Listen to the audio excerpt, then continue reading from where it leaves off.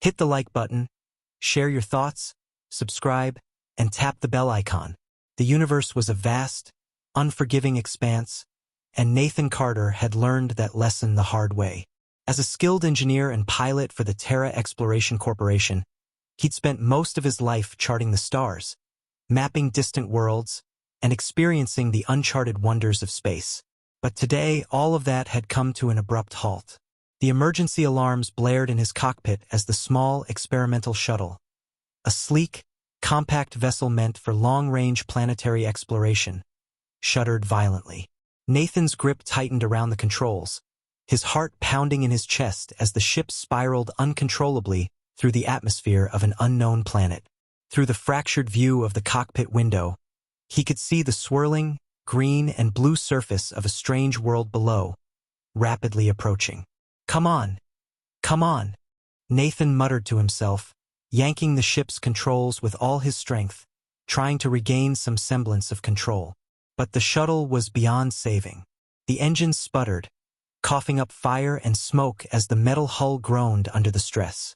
A sudden, deafening crash shook the vessel, throwing Nathan forward in his seat. The ship's alarms went silent, and everything around him turned dark. For a moment, the world stopped spinning. When Nathan regained consciousness, the world around him was eerily silent. The gentle hum of the ship's systems was gone. His body ached, and his head throbbed with a dull pain. The control panel in front of him had been crushed, the glass cracked and smeared with blood from a gash across his forehead. He forced his body into motion, gripping the edges of his seat to steady himself. His survival instincts kicked in. He had to get out of there. With effort, Nathan unclipped his harness, stumbling slightly as he tried to stand. He moved quickly, heading toward the emergency hatch, his mind racing.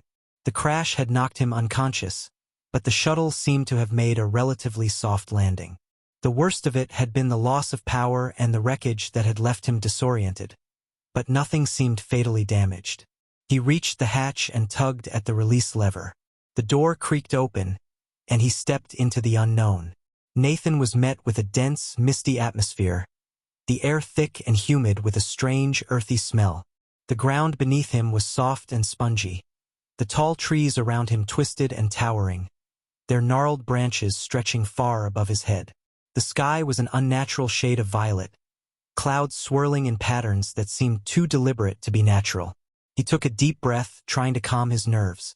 There was no immediate sign of danger, but the unease that had settled in his gut told him that this planet was far from hospitable. "Great. What have I gotten myself into?" Nathan muttered, wiping blood from his forehead as he surveyed the wreckage of his shuttle. It was unlikely he could repair it alone. He was stranded. His mind raced.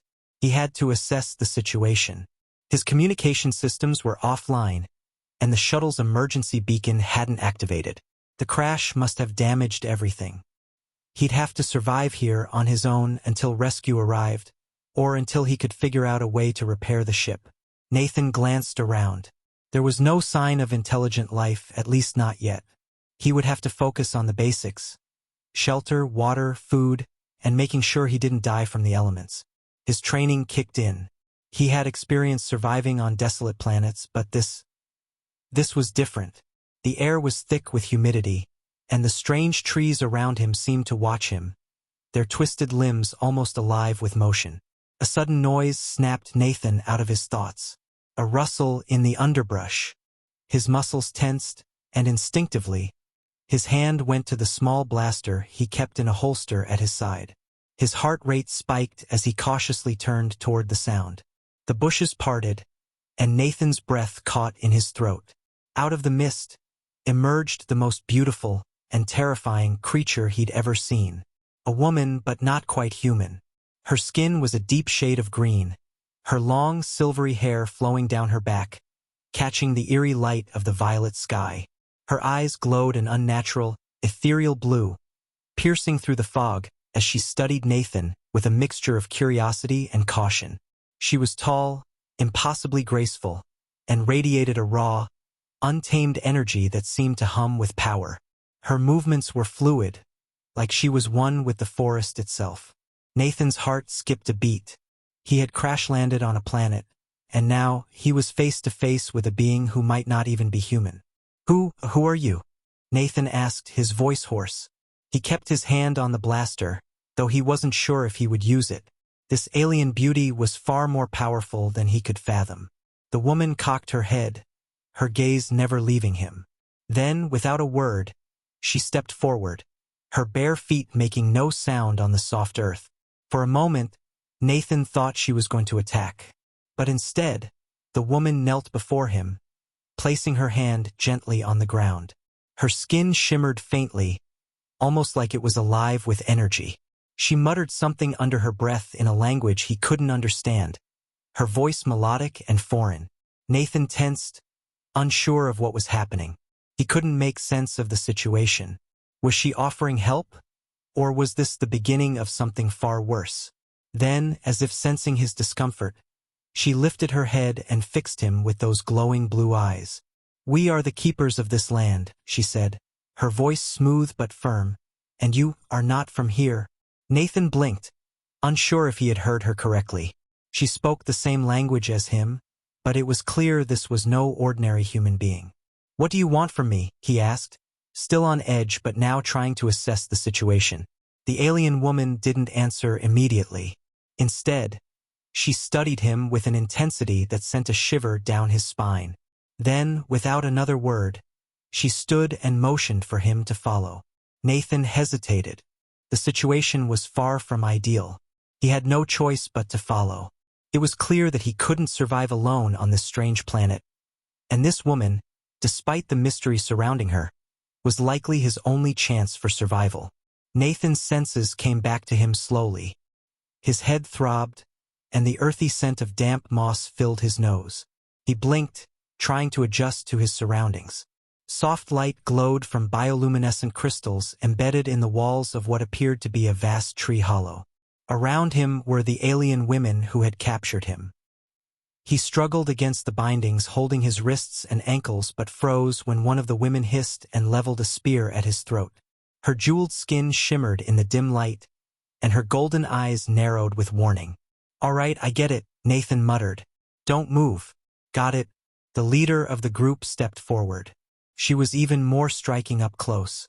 Her hair, braided and adorned with beads and feathers, framed a face that was both beautiful and severe. Her tattoos glowed faintly, their patterns shifting as if alive. She wore a cloak of woven leaves and carried an intricately carved staff that hummed with an unseen energy. Nathan sat up as best as he could, trying to appear non-threatening. "Look, I don't know if you understand me, but I'm not here to cause trouble. Just a pilot who had a bad day." The leader tilted her head, studying him like one might a peculiar animal. She gestured to another woman, who brought forward a small device, a shard of crystal set in a wooden frame. The leader touched it, and the air shimmered. A series of strange, melodic tones emanated from the crystal, followed by a mechanical clicking sound. Nathan blinked. "A translator? You've got tech?" The leader's voice was sharp and commanding. "Who are you? Why are you here?" Nathan hesitated. It was the first sign they weren't entirely primitive, though the blending of technology and nature was unlike anything he'd seen. He decided honesty was his best option. "My name's Nathan Carter. I'm from a planet called Earth. My ship crashed here." He gestured vaguely toward the direction he thought the wreckage was. "I'm not a threat. I just want to survive." The leader regarded him for a long moment. Then, she barked a command in her native tongue. Two warriors hauled Nathan to his feet and cut the bindings on his wrists. "Come," the leader said, gesturing with her staff. "You will speak with the council." Nathan was escorted through the village, which was a marvel of architecture and nature intertwined. Homes were nestled in the massive trunks of trees or suspended in the canopy by thick, glowing vines. Bridges of woven fibers swayed gently as people moved across them. The air was filled with the hum of activity, alien birdsong, and the soft rustle of leaves. Despite his awe, Nathan noticed the wary glances from the other tribe members. Children peeked out from behind their mothers, while warriors kept their hands on weapons. The tribe was clearly on edge, and he was their focal point. At the center of the village was a large, open space encircled by carved stone pillars. Nathan was led to the middle, where several older women sat on intricately woven mats. Each bore similar tattoos to the leader but in patterns suggesting age and status. They were the council. The leader, who Nathan now guessed was the tribe's chieftain, addressed the elders in their language. Though he couldn't understand the words, her tone was firm and decisive, with occasional glances in his direction. The elders murmured among themselves before one of them activated another crystal translator. Nathan Carter, the eldest said, her voice gravelly yet authoritative, "You claim to come from the stars. Yet we find you here, on sacred land. This is not a coincidence." "I didn't choose where to crash," Nathan replied. "Believe me, if I could have landed anywhere else, I would have. But I'm here now, and I mean no harm." The elders exchanged looks, and one of them spoke up. "The spirits brought you. There is purpose in your arrival." Nathan raised an eyebrow. "Spirits? Look, I'm just a guy with a broken ship trying to figure out how to survive. If you've got spirits involved, that's news to me." The chieftain narrowed her eyes. "Your ignorance does not excuse your trespass. You are an outsider, and our people have suffered greatly from outsiders." The word outsiders carried a venom that made Nathan's skin crawl. "I'm not like whoever did that. Let me prove it." The council deliberated, their conversation growing animated. Finally, the eldest turned to him. "You will undergo the trials. If you survive, we will decide your fate." Nathan's stomach sank. "Trials? What kind of trials?" The chieftain's lips curled into a faint, humorless smile. "The kind that show whether you are ally or prey." Nathan was dragged back to the hollow he'd woken in and left under guard. As he sat on the floor, his mind raced. These people were more advanced than they seemed, but their distrust ran deep.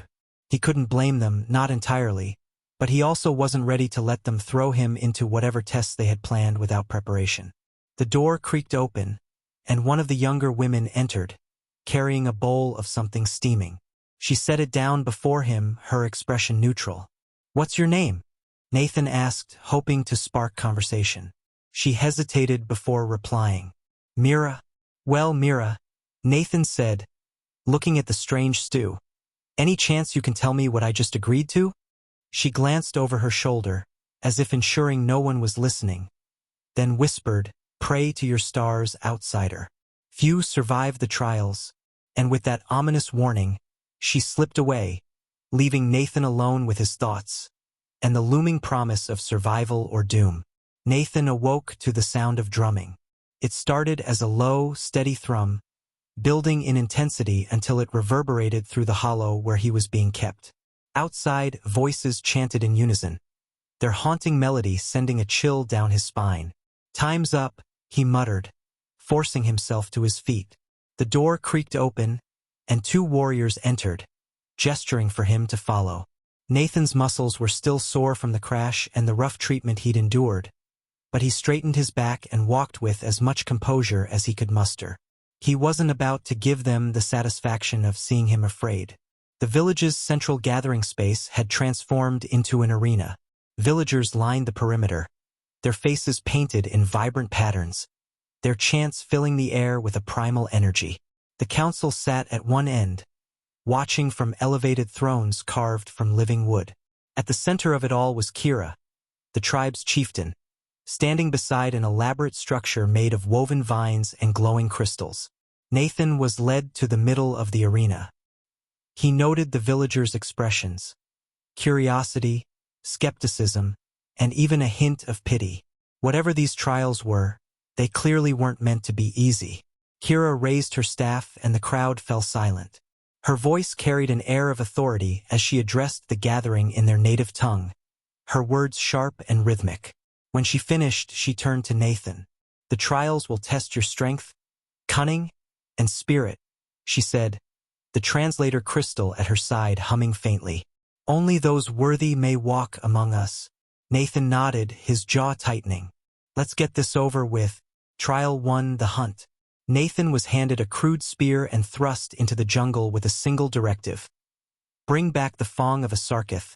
a six-legged predator renowned for its speed and ferocity. The crowd cheered as he disappeared into the dense foliage. The jungle was alive with movement and sound. Nathan moved cautiously, his senses on high alert. He'd seen glimpses of the Sarkith while scavenging near his ship, a sleek, wolf-like creature with glittering black fur and a jaw full of razor-sharp teeth. Now he had to find one, kill it, and return before nightfall.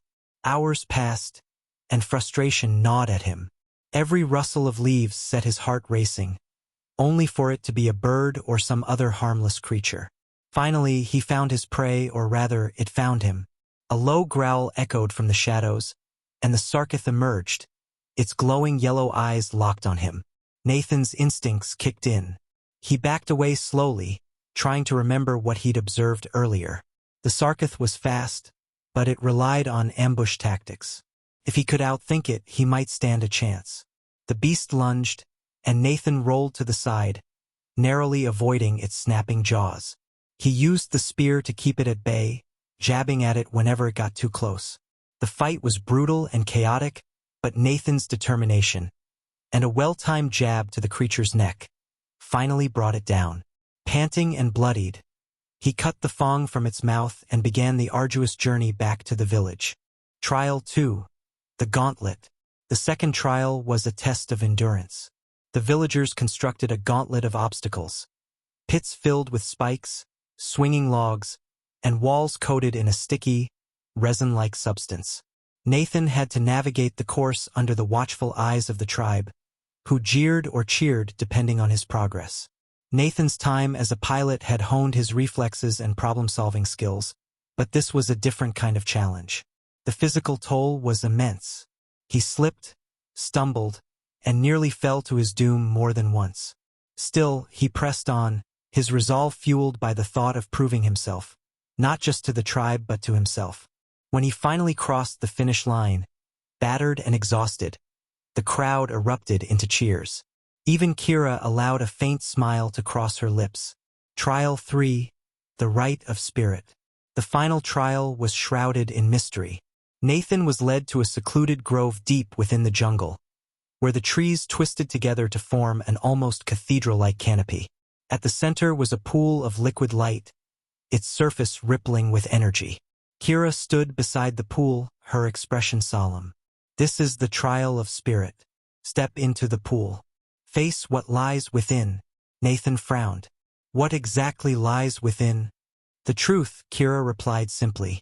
With no other choice, Nathan stepped forward. The moment he touched the liquid, it pulled him under. Nathan's mind was flooded with visions. His ship crashing, the faces of his crewmates lost in the void, his own failures and regrets. He saw Earth from a distance, a tiny blue marble in the vastness of space, and felt the weight of his isolation. Then came the memories of the tribe, their laughter, their strength, their unity. When he opened his eyes, he was back in the grove, kneeling before the pool. Kira extended a hand to help him up. "You've faced your truth," she said. "Few emerge unbroken." Nathan met her gaze, his voice steady. "I'm still here." The trials complete, Nathan stood before the council once more. The elders spoke among themselves, their voices a low hum. Finally, the eldest turned to him. "You have proven your worth," she declared. "You are no longer an outsider." The villagers erupted into cheers, but Nathan's gaze remained fixed on Kira. She inclined her head slightly, an unspoken acknowledgement of his resilience. Nathan had survived, but he knew this was only the beginning. The tribe had accepted him, but their world, and its dangers were far from conquered. The morning after the trials, Nathan woke to a new rhythm of life in the village. The air buzzed with energy as villagers prepared for their daily routines, but now they acknowledged him with cautious nods or curious glances instead of outright suspicion. Mira, the young warrior who had warned him about the trials, approached as he sat sharpening the crude spear he'd used to survive the Sarkith. "You live," she said, a faint smile playing on her lips. "Barely," Nathan replied, tossing the spear aside. "Any tips for what comes next? Or do I just keep winging it?" "You adapt," Mira said simply. "That is the way of the jungle." Over the next few days, Nathan found himself working alongside the tribe. Despite their initial mistrust, they gradually began to accept him as he shared knowledge and learned from them in return. His earthborn resourcefulness intrigued them. Using scraps from his survival kit, he devised tools and demonstrated techniques that made tasks like weaving stronger nets and fortifying their structures more efficient. The tribe's blend of natural instinct and advanced understanding of their environment impressed him. They knew every plant, animal, and weather pattern intimately, using them to sustain their lives in perfect harmony with the land. Nathan's bond with Mira grew as she taught him their ways. She was patient and sharp-witted, but there was a fierceness to her that mirrored the jungle itself. One afternoon, as they gathered roots in a shaded grove, Nathan decided to broach the subject that had been on his mind since the trials. "What's the story with Kira?" he asked casually. "She's intense." Mira chuckled. "Kira carries the weight of our people. The Dracon have taken much from us. She will not risk trusting easily." Nathan frowned. "The Dracon? You've mentioned them before. Who are they?"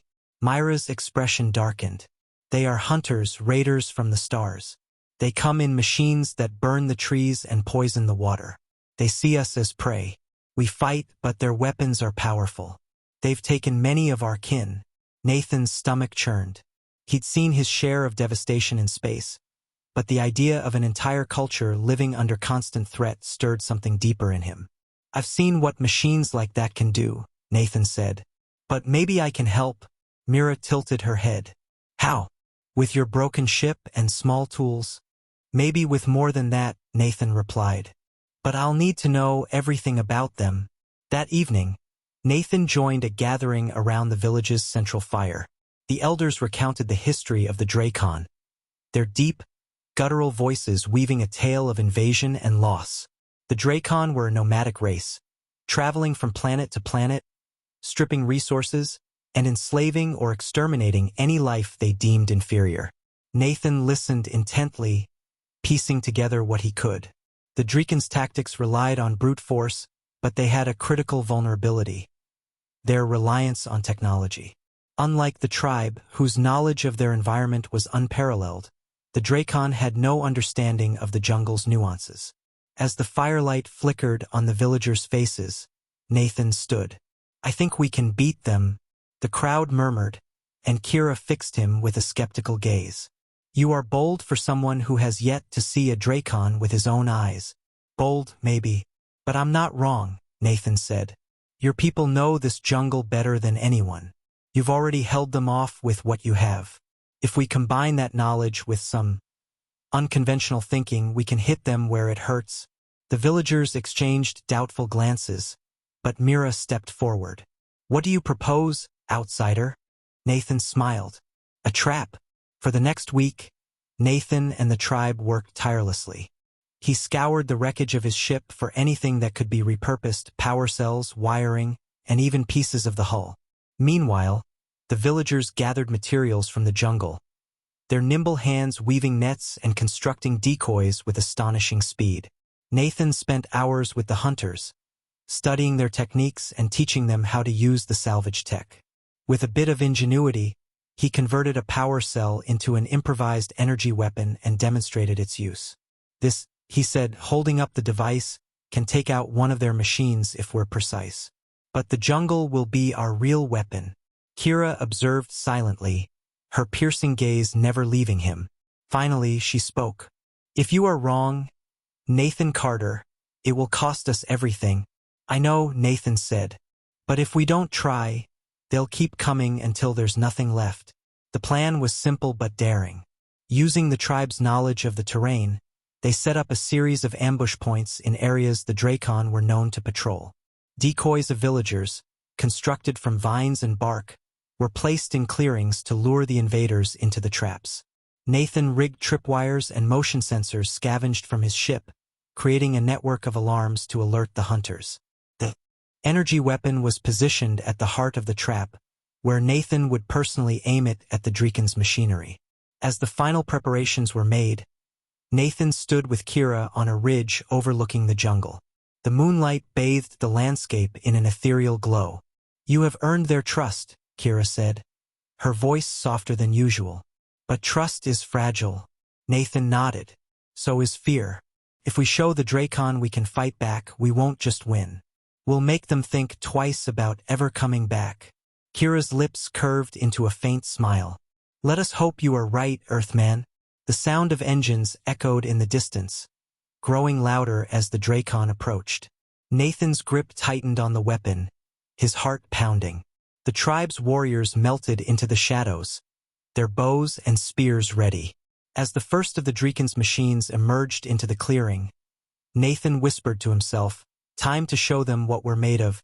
The distant hum of Dracon engines grew louder, reverberating through the jungle. Nathan's pulse quickened as the first of their machines emerged from the dense foliage.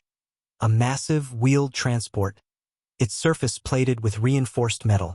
It was surrounded by smaller, heavily armored scouts, armed to the teeth with pulse blasters and laser rifles. The Dracon were ruthless, and now they were here. Nathan's breath caught in his throat, but he didn't falter. This was it, the moment that would define whether their gamble would succeed or doom them all. From the ridge above, he could see the patrol's movements clearly. The jungle was their ally, its thick vegetation and shadowy undergrowth giving them the perfect cover. The Dracon, however, were focused on their mission, unaware of the trap laid before them. A signal from Mira broke the silence, and Nathan watched as she and a handful of warriors crept into position, their movements swift and fluid like shadows in the night. At the same time, the decoys, constructed with careful attention to detail, were left undisturbed, drawing the Dracon forward. Nathan's hand hovered over the energy weapon. It was crude but powerful, a piece of scavenged tech modified into a weapon that could obliterate the Dracon's armored transports. The energy cells from his ship pulsed with quiet intensity, ready to unleash a surge of power. With a low growl, one of the Dracon scouts advanced toward the decoy, its sensors scanning the area for signs of life. The first trap was ready to spring. Boom! The sound was deafening. A blast of light erupted from the decoy as an explosive charge, hidden in the dummies, detonated, sending a shower of debris into the air.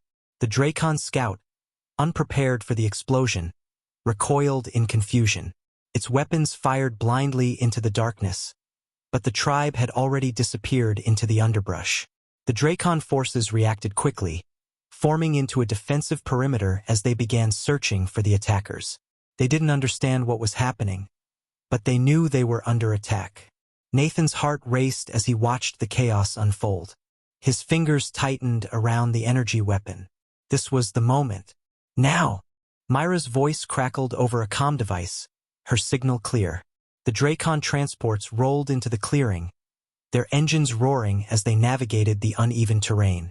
The warriors struck first, using their knowledge of the jungle to hit from the shadows. Arrows tipped with poison flew through the air, finding their marks in the exposed limbs of the Dracon scouts. With lightning speed, the tribe's hunters swept in, their spears thrusting with deadly precision. But the true force of the trap was yet to come. Nathan activated the energy weapon, and with a hum of power, a bolt of focused energy shot out, slamming into the side of the largest transport.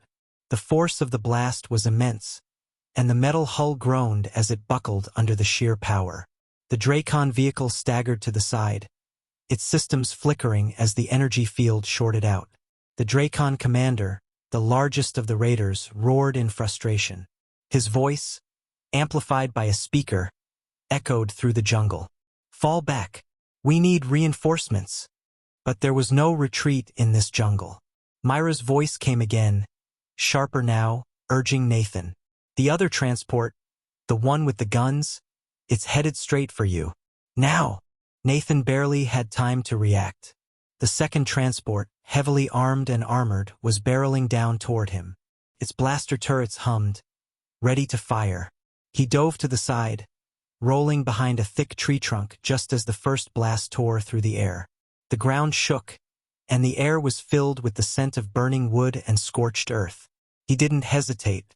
He aimed the energy weapon, watching as the massive machine turned its turrets in his direction, a deadly light flashing from its barrels. With an almost instinctual precision, Nathan released the blast. The beam of energy ripped through the transport's armored plating, punching through its defenses. The vehicle swerved and ground to a halt as its engine exploded in a shower of sparks. The Dracon inside were thrown from their positions, their bodies tumbling from the wreckage. The jungle was alive with the sounds of battle. The Dracon soldiers fought back with relentless fury, but they were fighting on unfamiliar terrain against an enemy that knew it intimately. The tide was turning, but there were still more Dracon coming. Nathan's heart pounded as he saw another group of Dracon warriors emerging from the underbrush, more heavily armored than the previous ones. Their weapons were drawn, and they were determined to avenge their fallen comrades. "Fall back to the trap," Nathan yelled, hoping the tribe's warriors had prepared for this contingency. But Kira had anticipated this, and as the Dracon surged forward, the final part of their plan sprang to life. The ground beneath the advancing soldiers shifted with a sudden, violent motion. Camouflaged pits filled with sharpened stakes opened up beneath the Dracon's feet, and the raiders fell into them, their cries echoing through the jungle.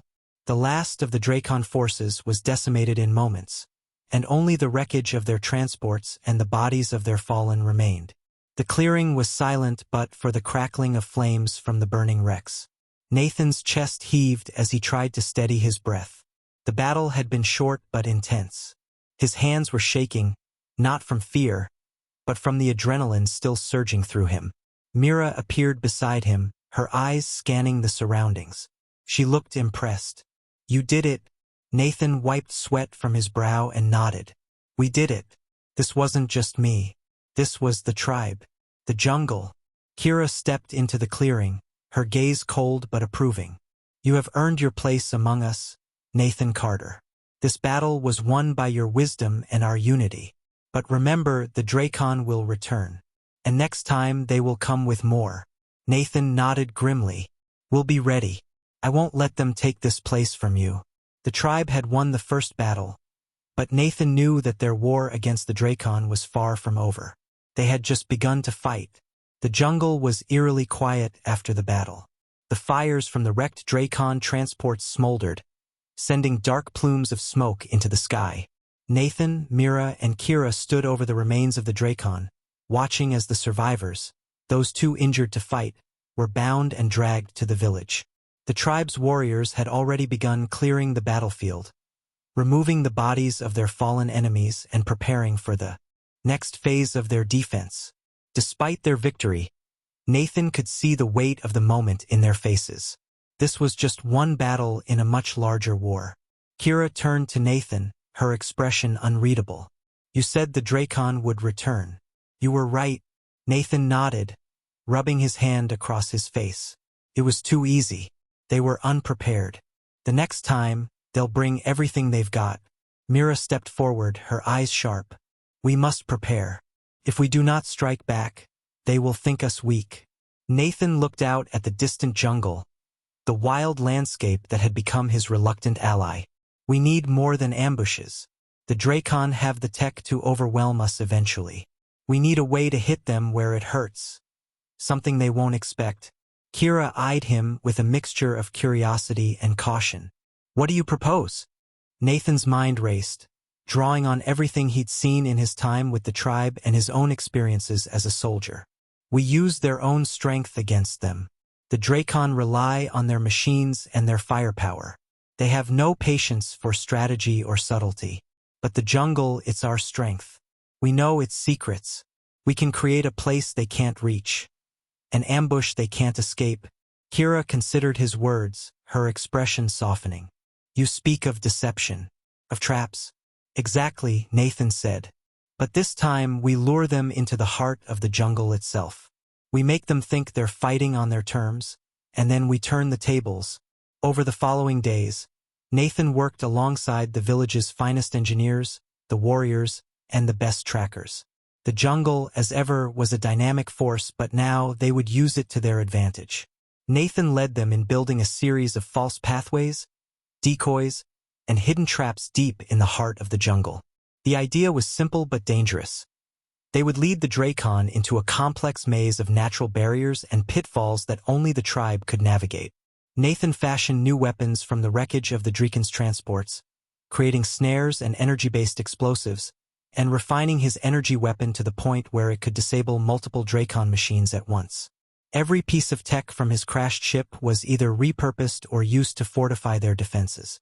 Mira and the others trained relentlessly, adapting to the new traps and practicing their skills in stealth and ambush. They were getting better every day, honing their deadly art in the shadows of the jungle. As the days wore on, Nathan began to notice subtle changes in the tribe's demeanor. The warriors no longer saw him as an outsider. They respected him, and in some strange way they seemed to look to him for leadership. Kira, though still distant, began to share more about the history of her people, of their struggles with the Drakon. She even began to ask his advice, something Nathan found both humbling and terrifying. One evening, as they prepared for the next assault, Kira approached him as he worked on adjusting his weapon. "The Drakon will come soon," she said, her tone steady but grim. "Are you ready for what comes next?" Nathan glanced up at her, his eyes meeting hers. "I've never been more ready for anything in my life." There was a long pause as Kira considered him. "I did not trust you at first, Nathan Carter. You were a stranger to us, a threat. But now I see what you've become. A leader." He shook his head, focusing on the weapon in his hands. "I'm not a leader. I'm just a survivor." "You underestimate yourself," Kira said quietly, her gaze softening. "Survivors are often the ones who lead others through the darkness." Nathan had no response. He wasn't sure if he believed it, but the words lingered in his mind long after Kira had walked away. The night of the attack arrived sooner than Nathan had expected. The air was thick with tension, and every rustle in the jungle felt like an omen. The villagers had retreated into their fortified positions, while the warriors stood watch in the shadows, ready to spring into action. Nathan took his position at the center of the trap, hidden in a dense cluster of trees and vines. Mira was stationed to his left, a silent sentinel in the dark. He could feel the weight of the weapon on his back, its energy humming softly as he prepared for the battle ahead. The Draken's approach was heralded by the sound of their machines crashing through the jungle, their engines roaring as they cut a path through the dense undergrowth. The first wave of scouts appeared, moving cautiously but quickly. As they were drawn toward the fake signals the tribe had planted to lead them into the heart of the trap. Nathan's pulse quickened. They were here. The time had come. He gave Mira a single nod, and she disappeared into the shadows. The battle was fierce from the start. The Drakon, once again unprepared for the intricacies of the jungle, were lured deeper into the maze of traps. The warriors struck from all sides, using the jungle to mask their movements. Arrows and spears found their marks, and energy blasts surged from hidden positions. But the Drakon were no slouches. They adapted quickly, forming defensive positions and retaliating with brutal force. Their machines unleashed a torrent of firepower, burning through the trees and scorched earth around them. The ground shook as the Drakon fought to regain control, but they were already in the thick of it, surrounded by a jungle that seemed to close in on them with every passing moment. Nathan fired his energy weapon, knocking out the nearest transport and sending a shockwave through the Drakon ranks. The warriors seized the opportunity, swarming the machines, disabling them with precision strikes. But there were more Drakon than Nathan had anticipated. More machines, more soldiers, more weapons. The battle wasn't going as planned. "Nathan, we need to fall back." Myra's voice crackled through his earpiece. "They're regrouping." Nathan's eyes scanned the battlefield. The Drakon were relentless, their reinforcements arriving faster than the tribe could handle. Their machines were too powerful, and the traps were starting to give way under the onslaught. It wasn't enough. They needed more. "We're not done yet," Nathan muttered, his eyes narrowing. "We just need one more push." But the question lingered. Would it be enough? The sounds of the battle raged around Nathan as he crouched behind a thick pillar of ancient stone, his breath coming in ragged gasps.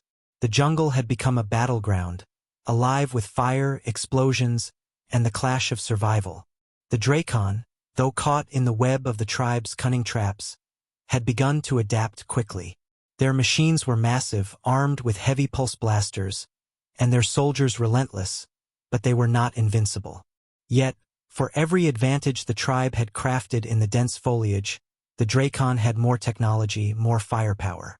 Nathan gritted his teeth as another round of blaster fire hit the tree next to him, splintering the bark into 1,000 shards. The weight of the situation pressed down on him. The tribe's warriors were scattered, taking heavy losses as the Dracon regrouped and pushed forward. "Mira!" Nathan shouted into his comm device. "Where are the reinforcements? We need them now." There was a long pause before her voice crackled through. "We're pinned down at the eastern edge. The Dracon have too many machines. We cannot hold them off for much longer." Nathan's eyes flicked toward the jungle's heart, where the last remnants of the tribe's defenses were being torn apart. His heart pounded in his chest. He knew what was coming. The Dracon were preparing for their final push, and if the tribe didn't regroup and reorganize, the battle would be lost. The jungle would fall to the invaders. Nathan knew there was only one last hope: the power of his ship's tech, combined with the tribe's deep knowledge of their terrain. But to deploy it, they had to risk everything. The remaining Dracon forces were closing in. Suddenly, an idea struck him, a dangerous, reckless plan, but it might just work. "Nathan?" Kira's voice broke through the chaos, her voice steady. "You have a plan, don't you?" Nathan's gaze met hers as she appeared from the shadows, her eyes filled with determination. He saw the trust in her eyes, and in that moment he realized how far they had come. She, who had once seen him as nothing but an outsider, now stood beside him like a partner, ready for anything. "We need to hit them where it hurts," Nathan said quickly, his mind racing. "You and the warriors need to fall back, just enough to draw them into the heart of the jungle. I'll set up the rest." She didn't question him. "What about the machines?" "I'll take care of them, but I'll need you to create a distraction. When I give the signal, lead the charge. Do not hesitate." Kira nodded. "Understood. We move as one." Nathan watched her vanish into the night, her silhouette swallowed by the shadows. The plan was risky, but it was the only chance they had left. The Dracon were powerful, but they had no idea what lay in store for them. The jungle had already claimed their first wave. Now it would claim the rest. As the Dracon forces closed in, Nathan sprinted toward the wreckage of the Dracon transport, his energy weapon gripped tightly in his hands. The wreckage of their machines was the key. If he could harness the energy from their power cores and redirect it, he could create a devastating blast capable of taking down the Dracon forces once and for all. With every step, his mind raced. The plan had to work. If it didn't, the Dracon would crush them. But if it did, if he could pull it off, the balance of power would shift. The Dracon would know what it was like to fight in the shadows, to face a force greater than their machines. Nathan reached the wreckage and quickly set to work, using the last of his survival kit and the power cells from his ship to reroute the energy into a makeshift generator. Sparks flew as wires connected, and with a final push, the makeshift device hummed to life. "Now," Nathan whispered to himself, "now we end this." The ground rumbled beneath them as the Dracon's final push began. Their war machines, now reinforced and more aggressive, tore through the jungle with unstoppable force. The pulse blasters fired in synchronized patterns, scarring the earth and burning the forest. From the shadows, the warriors of the tribe moved, fanning out and setting the last of the traps. They were running out of time, but they were not afraid. Suddenly, Nathan's voice echoed across the battlefield, amplified by the comms. "Now!" At his signal, Kira led the charge, her warriors emerging from the underbrush like a wave crashing against the Dracon lines. The battle cries of the tribe filled the air as they closed in on the invaders, weapons drawn, hearts determined. The Dracon, taken by surprise, staggered backward. Their weapons flared, but the warriors were already upon them, using the jungle's cover to their advantage. Arrows flew like lightning, striking Dracon soldiers as spears and blades found their marks in the gaps of their armor. Nathan took a deep breath, his hand steady on the makeshift generator. The device was now fully charged. With a roar, he activated it. The jungle shook as an explosion of raw energy erupted, sending a shockwave through the Dracon ranks. The blast was so powerful that it threw several machines off their tracks and sent soldiers flying. The ground cracked beneath them, and the trees around the epicenter were uprooted as the raw energy cascaded through the jungle, disabling the Dracon's tech. But Nathan didn't stop. He focused, channeling every ounce of his strength into the weapon's controls, directing the blast towards the Dracon's largest machine. It was their last hope, their central command unit. The pulse of energy collided with the massive machine, and in an instant, its systems shorted out. The Dracon commander, a hulking figure at the center of it all, screamed in fury as his machine exploded in a shower of sparks and flame. The Dracon forces, now disoriented and leaderless, fell into disarray. The tribe seized the opportunity, closing in, striking decisively at every opportunity. The battle raged on for hours, but with the Dracon leader down and their machines disabled, the tide had turned. The warriors of the tribe pressed forward, cutting down any remaining invaders. The jungle once again had claimed its victory. When the last of the Dracon were either defeated or retreating, the jungle fell silent. Smoke rose from the battlefield, and Nathan, exhausted but victorious, stood at the center of it all. His legs trembled beneath him, but he had done it. The tribe had done it. They had won. Kira approached, her face stoic but pride shining in her eyes. "You were right," she said quietly. "You are a leader." Nathan shook his head, a faint smile on his lips. "We're all leaders here." As the tribe celebrated their hard-fought victory, Nathan realized one thing. He had found something more than survival. He had found a home, family, and together they had driven the Dracon from their land. For now, the jungle was safe. But Nathan knew better than anyone. The fight for survival never truly ended. The end. Thanks for watching, everyone. Don't forget to like, comment, and subscribe for more stellar HFY content. Ring that bell to stay updated, and we'll see you next time.